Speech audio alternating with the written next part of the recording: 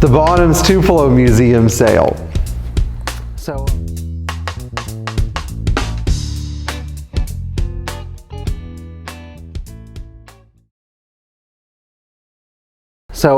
if you're an Elvis fan, like my friend Rob Link, who might be watching this, you probably saw the Tupelo Museum auction in Tupelo, Mississippi, which is Elvis's birthplace. And Tupelo is a really nice town. I actually like it a lot. I love the Deep South. I love it so much. I love Southern Gothic literature. I love visiting obscure small towns in Alabama and Mississippi. I mean, the South is where my heart is. You know, I just love this part of the country so much. I love the thunderstorms in the summer, and I love the water. I love watermelon season, and I love driving on country roads for hours where you just don't see many people. You know, I think that that's a wonderful thing. But anyway, I got to go to Tupelo, Mississippi, thanks to a really good friend of mine, Dennis, who hopefully will be interviewed on this channel. And so Dennis and I went to go look at a couple of cars at this museum sale. And part of this is like foreboding about how not to manage a car collection. And then the other part of this is, you know, what to expect when you buy a car at a huge sale like this from a person's collection. So I have to say that the best part of this sale was the location. I loved where it was, and I loved the fact that I got to go there and see how these cars were kept and stored for you know, the past 20, 30 years. The downside was how badly the cars were kept up. And in this case, there were a number of Mercedes. There were two cars that really spoke to me. One of them was a 1959 220S that was red, and I don't know if that was its original color, but it strangely enough had air conditioning. And the other one was a 67 300 SEL with the holy grail of Mercedes engines, the aluminum block M189 motor. The M189 engine is such a sexy, beautiful, robust, historically important Mercedes engine, which is why I have a 67 300 SEL.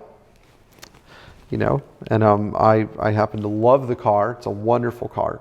But going back to what's important here, my friend did manage to find a car there that he liked. And it was actually a very nice car. It needs some mechanical stuff, but cosmetically and historically, it's really intact.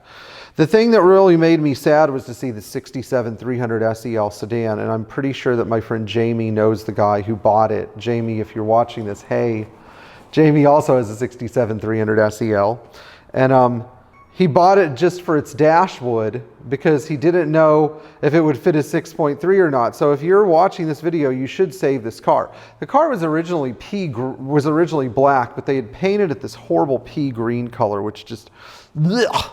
Yeah, it was kind of like steamed frozen peas, not mushy peas. So just so you guys have an idea, you know, it had a little bit of Jolly Green Giant in it. But the lamentable thing about this car was that the Spain family had really not taken good care of their Mercedes. And as a result, it made every single car here a challenge. There was a 280 SL that was originally tobacco brown and cognac that had been resprayed in this horrible, kind of looked like light ivory, but whatever it was really poorly applied. There was a 300 SE cab there that was originally black, and somebody had painted it this white creamy color with a matching white interior, and I just did not, ugh, a little garish for my tastes. Thankfully the car that my friend Dennis purchased was repainted the right color, but some of the other cars there, I just looked at them and I wondered. There was a 450 SL there that was originally not yellow, but somebody had painted it yellow, and they'd done a very, I don't know, I can't even talk about it without gagging. They'd done such a horrible job repainting it. The worst thing about these cars is they looked like they'd all had engine fires or something, but that wasn't the case. So if you have a bunch of Mercedes, you know, the first thing you should do is not respray the car in a weird, ugly color while the engine bay looks like a mess. And if you're buying a Mercedes and the color's been changed, I know there are people out there that think it doesn't matter, but believe me, it freaking matters.